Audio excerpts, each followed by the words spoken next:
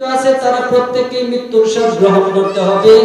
আজরাইল তুমিও তোমার রূহটাকে তুমি নিজে কবজ করে ফেলো। আহারে আজরাইল দৌড়ে চলে যাবে, আসমান এবং জমিনের মধ্যবর্তী স্থানে যাবে, গিয়ে তার রূহটাকে কবজ করার মধ্যে রূহটাকে তার কবজ করার জন্য সে যখন হাত দিবে তখন সে চিৎকার করতে করতে বেহুশ হয়ে যাবে। আজরাইল আলাইহিস সালাতু ওয়াস সালাম বলতে লাগবেন, আগে যদি জানতাম যে রূহ কবজ করা এত কঠিন, তাহলে আমি মুমিনের রূহটাকে আমি আরো সহজ করে কবজ করতাম। অথচ হাসান বসরি রাহমাতুল্লাহি আলাইহি বলেন, একজন মুমিনের রূহ যখন কবজ করা হয়, যারা মুমিন বান্দা, যারা জান্নাতি বান্দা, তাদের রূহটাকে যখন কবজ করা হয়, 300 তলোয়ার দ্বারা আঘাত করলে যে পরিমাণ কষ্ট হবে, ঠিক আজরাইল যখন তার রূহটাকে কবজ করে ঠিক সেই পরিমাণ কষ্ট মুমিনের দেহ থেকে যখন রূহটাকে বের করে নেওয়া হয়, সেই কষ্টটা মুমিন বান্দা পায়। এখন চিন্তা করেন, একজন মুমিনের মৃত্যুটা যদি এত কষ্ট হয়, তাহলে আপনি আমি আপনার আমার উপায়টা কি হবে? কি উপায় হবে আপনার আমার? ফজরের নামাজের সময় মুয়াজ্জিন আযান দেয়, ঘুম থেকে ওঠার দোয়া মাইকে অ্যানাউন্সমেন্ট করে, অথচ আমি এত হতভাগা নবীর উম্মত হলাম, আমি আল্লাহর এমন বান্দা হলাম যে ফজরের নামাজ আমার কানে আসে, অথচ আমি ল্যাপ মুড়ি দিয়ে, কম্বল মুড়ি দিয়ে, ফ্যানের ভলিউমটা বাড়িয়ে আমি ঘুমিয়ে থাকি। অথচ আমার একটিবারও চিন্তায় আসে না যে মুমিনের দেহটা যদি এত কঠোরভাবে কবজ করে, তাহলে আমার উপায়টা কি হবে? আমার উপায়টা কি হবে? গুনাহ করতে করতে করতে করতে কল্পটাকে একেবারে জর্জরিত করে ফেলেছি। তার জন্য আমরা ভালোটাও বুঝি না, আমরা মন্দটাও বুঝি না, আমাদের বিবেক বুদ্ধি সবকিছু চলে গেছে একমাত্র গুনাহ করতে করতে। কবরের আযাব যদি একটিবার কেউ উপলব্ধি করতে পারত, সাহাবায়ে কেরামগণ যখন তাদের সামনে সূরাতুল জিলজাল পড়া হতো, তিনাদের চোখ বেয়ে বেয়ে তিনারা কান্না শুরু করতেন। অথচ 10 জন আশারা মুবাশশারার 10 জন সাহাবী, তিনারা 10 জনই জান্নাতে সংবাদপ্রাপ্ত ছিলেন। উসমান যুন নুরাইন কবরের সামনে যখন দাঁড়াইতেন, চোখের পানি অটোমেটিকলি চলে আসতো। বিশ্বাস করেন, ওনারা জান্নাতের সুসংবাদপ্রাপ্ত ছিলেন। সাহাবায়ে কেরামগণ জিজ্ঞাসা করলেন, হ্যাঁ ভাই উসমান, আপনি তো জান্নাতের সুসংবাদপ্রাপ্ত, আপনি কেন কান্না করেন? বলেন, যে মালিক আমাকে জান্নাতের সুসংবাদ দিয়েছেন, যে মালিক আমাকে এত বড় নিয়ামত দিয়েছেন, সেই মালিক যদি আমার থেকে কোনো কারণে অসন্তুষ্ট হয়ে যায়, তাহলে আমার উপায়টা কি হবে? অথচ তিনারা জান্নাতের সুসংবাদ প্রাপ্ত, আর আপনি আমি কি করি? কি করলাম আপনি আর আমি? সাধারণত এই দুনিয়ার মোহ মায়া আমাদেরকে এমন ভাবে গ্রাস করেছে যে মৃত্যুর পর যে আমাদের আখিরাতের জিন্দেগি আছে, মৃত্যুর পর যে আমাদেরকে বিচার কার্যাদির মধ্যে দাঁড়াতে হবে, সেটা আমরা একটিবারও ভাবি না। আল্লাহ পাক রব্বুল আলামিন আমাদেরকে সহিহ বুঝদান করুক, সকলে বলে আমিন। বলতেছিলাম, আজরাইল আলাইহিস সালাতু ওয়াস সালাম তিনার রূহটাকে যখন কবজ করতে যাবেন, আজরাইল বলবেন, আহারে আমি যদি জানতাম রূহ কবজ করা এত কঠিন, তাহলে আমি মুমিন বান্দার রূহটাকে আরো সহজ করে কবজ করতাম। তখন আজরাইল তার রূহটাকে কবজ করে ফেলবেন। গোটা দুনিয়ার মধ্যে, গোটা আসমান জমিনের মধ্যে আর কেউ থাকবে না, একমাত্র সেদিন রাজত্ব হবে আল্লাহ পাক রব্বুল আলামিন বলবেন, লিমানিল মুলকুল ইয়াউম লিল্লাহিল ওয়াহিদিল কাহ্হার। মালিক আমার ডেকে ডেকে বলবেন, এরে দুনিয়ার রাজা বাদশারা, দুনিয়ার বিচারপতিরা, এ দুনিয়ার টাকাওয়ালা, দুনিয়ার অহংকারী, দুনিয়ার সুদখোর ঘুষখোর, এ দুনিয়ার নেতারা, দুনিয়ার পাতি নেতা, যত নেতাই আছো, দুনিয়ার রাজা বাদশারা, তোমরা কোথায়? লিমানিল মুলকুল ইয়াউম, আজকে কার রাজত্ব চলবে? তখন গোটা ধরনীর মধ্যে কেউ উত্তর দেওয়ার থাকবে না। আল্লাহ পাক রব্বুল আলামিনের প্রশ্নে কেউ অ্যানসার দেবে না। আল্লাহ পাক রব্বুল আলামিন বলবেন, লিল্লাহি ওয়াহিদিল কাহ্হার, আজকে এই সময়ে গোটা দুনিয়ার মধ্যে একমাত্র রাজত্ব চলবে আমি আরশের অধিপতি আল্লাহ। কি বুঝলেন? কত টাকার মালিক হইছেন? টাকা কে দিছে আপনাকে? রাজত্ব কে দিছে আপনাকে?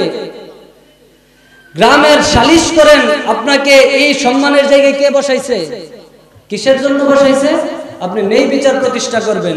আরে আমার নেতা তো সাইয়্যিদুল মুরসালিন, খাতামুন নবিয়্যিন, শাফিউল মুযনিবিন, হুজুরপুর নূর সাল্লাল্লাহু আলাইহি ওয়াসাল্লাম। আমার আদর্শ হবে নবী করিম সাল্লাল্লাহু আলাইহি ওয়াসাল্লাম। আমার আদর্শ কোনো আওয়ামী লীগ, কোনো বিএনপি, কোনো জামাত, কোনো গণতান্ত্রিক কোনো নেতা আমার আদর্শ হবে না। আমার আদর্শ হবে একমাত্র নবী করিম সাল্লাল্লাহু আলাইহি ওয়াসাল্লাম।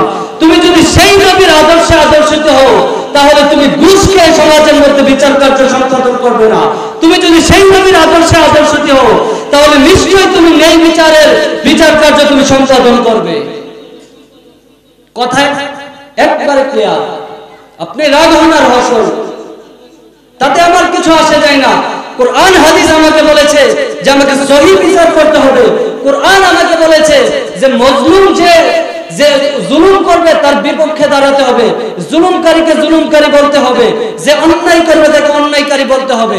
তাহলে তুমি টাকা খাইলা, তুমি পয়সা খায়া তুমি আবার সমাজের নেতা সাজলা। কেমন নেতা হইলা তুমি? কেমন বিচারপতি হইলা তুমি? আল্লাহ তাআলা তো স্পষ্ট ঘোষণা দিয়েছেন, লিমানিল মুলকুল ইয়াউম, কার রাজত্ব চলবে আজকে? তোমার প্রশ্নের জবাব দিতে তোমার সাহস হলো না? তুমি সাহস পাইলা না যে আল্লাহ আজকে আমার রাজত্ব চলবে? আমি তো আল্লাহ দুনিয়াতে আমি এমনদের হক মেরে এসেছি, আমি দুনিয়াতে বিচার কার্য ঠিকভাবে করি নাই। তাহলে এখন জবাব দাও, এখন তো আমার মালিক তোমাকে প্রশ্ন ছুড়ে দিয়েছে। যদি বেটার দুধ হয়ে থাকে তাহলে এখন জবাব দাও। আল্লাহ তাআলার পাকড়াহ বড় কঠিন, সেই কঠিন পাকড়াহ থেকে বাঁচার কোনো ক্ষমতা তোমার নাই। সাবধান হয়ে যাও, সাবধান হয়ে যাও। আল্লাহ তাআলা তোমাকে যেই জায়গাতে বসাইছে সেই জায়গাটাকে সঠিকভাবে তুমি সেই জায়গার কার্য সম্পাদন করো ভাই। তাহলে দুনিয়া তোমার জন্য সুন্দর হবে, আখিরাতও তোমার জন্য সুন্দর হবে। আচ্ছা আমাকে বলুন, আমাদের দুনিয়ার যে নেতারা আছে, দুনিয়ার যারা বিচার কার্য সালিশের কার্যাদি সম্পাদন করে, তাদের চাইতে বেশি শক্তিধর কি নমরুদ ফেরাউন ছিল না? কত বড় শক্তিধর ছিল, কত বড় শক্তিধর ছিল। তারাই তো আল্লাহ তাআলার সামনে টিকতে পারে নাই, ল্যাংড়া মশা দিয়ে পানিতে ফেলে মেরে ফেলেছে। আরে একটা ল্যাংড়া মশা, পিঁপড়ে, একটা ক্ষুদ্র প্রাণী, এটার সামনে দাঁড়ানোর মতন সক্ষমতা তোমার নাই। তুমি আবার আমার আল্লাহ তাআলার সামনে এসে তাকাব্বুরি দেখাও। তোমার মতো কত বড় বড় শক্তিধর আল্লাহ তাআলা সেকেন্ডে পিষে মেরে ফেলেছে। সেদিন কি উপায় হবে? কি উপায় হবে?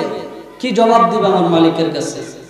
আল্লাহ পাক রব্বুল আলামিন এই সমস্ত ফাহিশা, এই সমস্ত জুলুমিয়াতের কাছ থেকে আল্লাহ তাআলা আমাদেরকে হেফাজত করুক। মালিক যখন আমার বলবেন গোটা দুনিয়াতে আজকে কার রাজত্ব, তখন কেউ প্রশ্নের জবাব দেওয়ার থাকবে না। আল্লাহ পাক রব্বুল আলামিন নিজে নিজে বলবেন, লিল্লাহিল ওয়াহিদিল কাহ্হার, আজকে আমি মহাপরাক্রমশালী আল্লাহ তাআলার রাজত্বই একমাত্র চলবে। আল্লাহ পাক রব্বুল আলামিন গোটা দুনিয়ার মধ্যে আবার বৃষ্টির জন্য আল্লাহ পাক রব্বুল আলামিন বৃষ্টিকে আদেশ দিবেন। আসমান থেকে বীর্যের নেই বৃষ্টি পড়তে থাকবে, টানা 40 বছর এই বৃষ্টি পড়তে থাকবে। বৃষ্টি পড়তে পড়তে গোটা দুনিয়া ডুবে যাবে।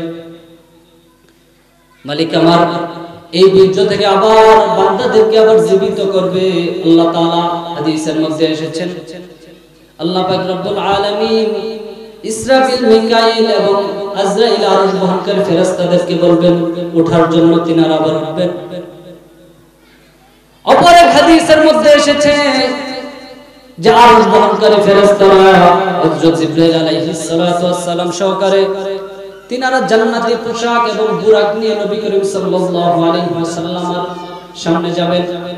কারণ কিয়ামতের দিবসে সর্বপ্রথম নবী করিম সাল্লাল্লাহু আলাইহি ওয়াসাল্লাম তিনার রওজা থেকে উঠাবেন।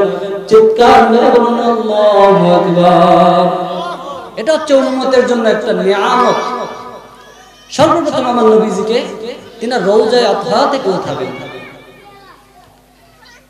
নবীজি আমার বলবেন তিনাদেরকে দেখে যে আমার উম্মতের নবীজি আমার রওজা থেকে উঠেই নবী আমার কেমন মায়ার নবী, কেমন দয়ার নবী, কেমন শাফাআত করনেওয়ালা নবী।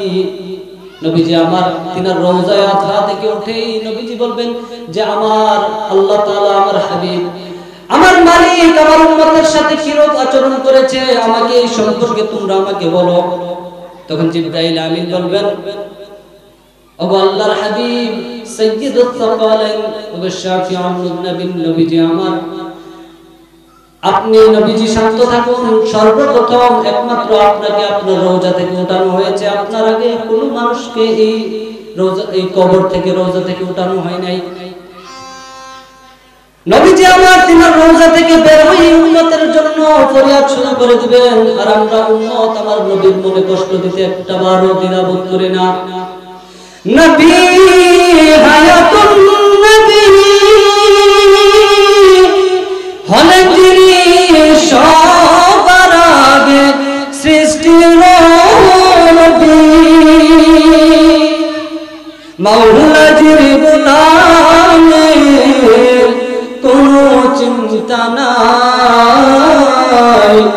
চলো নবীজির জান্নাতে মদিনাতে যাই। আমার নবী যে হায়াতুন নবী, এই ব্যাপারে কি সন্দেহ আছে? সন্দেহ থাকলে ঈমান থাকবে না। আমার নবী যে শাফাআত করনেওয়ালা নবী, এই ব্যাপারে কি আপনাদের সন্দেহ আছে? এই ব্যাপারে যদি সন্দেহ থাকে তাহলে বুঝতে হবে আপনি পরিপূর্ণ ঈমানদার না, আপনি ঈমানওয়ালা হতে পারেন নাই। কারণ আমার নবী কাল হাশরের ময়দানে যখন কিয়ামতের দিন যখন সংগঠিত হবে, গোটা দুনিয়া যখন তলিয়ে যাবে, নবীজিকে যখন তিনার রওজা থেকে বের করা হবে, আল্লাহ পাক রব্বুল আলামিন আবার তিনাদেরকে হাশরের ময়দান সাজাবেন। নবী করিম সাল্লাল্লাহু আলাইহি ওয়াসাল্লাম আসবেন। আসার পর আল্লাহ পাক রব্বুল আলামিন তিনার বান্দারা তিনার সামনে ইসরাফিল আলাইহিস সালাতু ওয়াস সালামকে বলবেন, ইসরাফিল তুমি সিংহায় ফুৎকার দাও। তখন রূহগুলো ছোটাছুটি করবে, বিক্ষিপ্ত পতঙ্গের ন্যায় ছোটাছুটি করে কবরগুলো ফেটে ফেটে প্রত্যেকের ভিতরে তাদের রূহগুলো ঢুকে যাবে। রূহগুলো ঢোকার সাথে সাথে আল্লাহ পাক রব্বুল আলামিন গোটা হাশরের ময়দান সাজিয়ে দেবেন। সমস্ত মানুষ তারা হাশরের ময়দানের জন্য অগ্রসর হবেন। মানুষের আল্লাহ তাআলার সামনে 70 বছর দাঁড়িয়ে থাকবেন, অথচ আল্লাহ পাক রব্বুল আলামিন তাদের দিকে ফিরেও তাকাবেন না। কাঁদতে কাঁদতে মানুষ, কাঁদতে কাঁদতে আমরা, চোখ দিয়ে রক্ত পড়বে। আহারে গা বেয়ে পড়তে পড়তে পুরা জমিন ভিজে একাকার হয়ে যাবে, উপায় থাকবে না সেদিন। মালিক আমার তার বান্দার দিকে একটিবারের জন্য ফিরে তাকাবেন না। তারপর হঠাৎ করে প্রথম আসমান থেকে এমন এক ভয়ানক আওয়াজ আসতে থাকবেন, এমন এক হাঁটার আওয়াজ আসতে থাকবেন, সবাই অনেক ভয়ে প্রকম্পিত হয়ে যাবেন। তখন প্রথম আসমান বিদীর্ণ হয়ে সমস্ত ফেরেশতারা তিনারা হাশরের ময়দানে চলে আসবেন। তিনারা এসে সারিবদ্ধ হয়ে দাঁড়াবেন। তখন সমস্ত উম্মতেরা বলতে লাগবেন যে আপনারা কি বিচার কার্য করার জন্য এসেছেন কিনা? তখন ফেরেশতারা বলতে লাগবেন, না আমরা তো আসি নাই, আল্লাহ পাক রব্বুল আলামিন বিচার কার্য কাজ শুরু করবেন। এমনই ভাবে দ্বিতীয় আসমানের, তৃতীয় আসমান, চতুর্থ, পঞ্চম, ষষ্ঠ, সপ্তম সমস্ত আসমানের ফেরেশতারা নেমে নেমে সারিবদ্ধভাবে হয়ে দাঁড়াবেন। আর সারিবদ্ধভাবে হয়ে দাঁড়ানোর পর পর আল্লাহ পাক রব্বুল আলামিন হাশরের ময়দানে বিচার কার্য দিয়ে আল্লাহ তাআলা শুরু করে দিবেন। হাশরের ময়দানে বিচার কার্য দিয়ে আল্লাহ তাআলা সেই দিন শুরু করবেন। আর সেই দিন আমাদের উপায় কি হবে? দুনিয়াতে আপনি কি কি করেছেন পুঙ্খানুপুঙ্খানুভাবে আপনার সমস্ত হিসাবগুলো নেওয়া হবে। ক্ষুদ্র ক্ষুদ্রভাবে আল্লাহ পাক রব্বুল আলামিন সমস্ত কিছু আপনার নেবেন। সেদিন আপনার আমার উপায় কি হবে? জবাব দেওয়ার কোনো এবিলিটি আছে? পারবেন আল্লাহ তাআলার সামনে? আরে আপনার সামনে যখন আপনার তৃষ্ণায় যখন গলা তৃষ্ণার্ত হয়ে যাবে, তখন আপনার সামনে আপনি পানি খুঁজবেন, তখন আপনার গোটা জিন্দেগির আমলের বিনিময়ে আপনাকে একটু পানি দেওয়া হবে, এক গ্লাস পানি দেওয়া হবে। আমল দিয়ে কি পার হওয়া সম্ভব? আমাদের সম্ভব না, একমাত্র নবীদের সুপারিশ ব্যতীত। নবী আমার কেমন মায়ার নবী, কেমন দয়ার নবী। গোটা হাসরের ময়দানে যখন বিচার কার্য সম্পাদন শুরু হয়ে যাবে, বিচার কার্য যখন শুরু হয়ে যাবে, উম্মত, প্রত্যেক নবীর উম্মত এদিকে সেদিকে, আদম নবীর উম্মত আদমের কাছে যাবে, মুসা কালিমুল্লাহর উম্মত মুসা নবীর কাছে যাবে, সমস্ত নবীর উম্মতেরা সবার কাছে যাবে, সমস্ত উম্মতেরা সব নবীদের কাছে যাইবে যে তিনাদের কাছ থেকে একটু সুপারিশ পায়। অথচ কেউ সুপারিশ করার সেই দিন সামর্থ্য রাখবে না।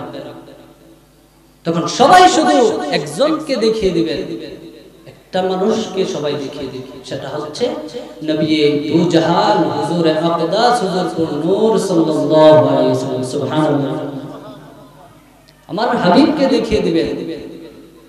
সবাই নবীজিকে দেখে নবীজির কাছে দৌড়ে চলে যাবেন, দৌড়ে গিয়ে বলতে লাগবেন,